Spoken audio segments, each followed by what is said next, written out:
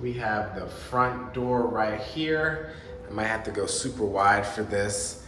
And then we turn, frosted glass, a little bit of an entryway. I'll back up.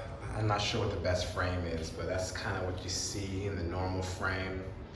Then we turn, and then we have a bathroom right here. I'll zoom it out. We have our tub. We also have those Hyatt Regency style amenities. We have a double vanity right there. And then we come and then we have a toilet here. Just like the Secrets,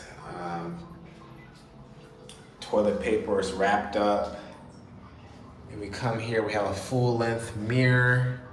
That's where we came from.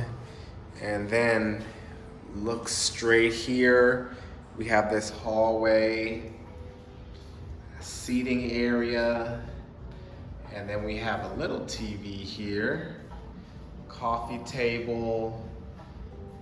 And then we have a regular breakfast nook area with a big window that looks out into the pool. The main area down there. You can see this room is very, very big and long. When I first walked in here, it was unexpected. I know they said master suite, but I didn't know how mastery it was. Then we come in here, this is the bedroom. Very airy. Got a bigger TV, or it's just mounted, kind of the same style maybe. Big room. We got a backsplash right there. Or not backsplash, whatever, headboard, whatever you want to call it. And then there's some more big windows with the same view. This one has a different view. Got the ocean right there. And then we have another long corridor. In this corridor, we have more of that black wood with drawers and stuff. And I believe the mini fridge is in this one right here. Pringles, got some burr, got some sparkling water, regular water, our coffee station. Keep on turning, and we have another bathroom. Unfortunately, this one doesn't smell the best, but we'll have them take care of that. So walk-in shower, no tub for this one.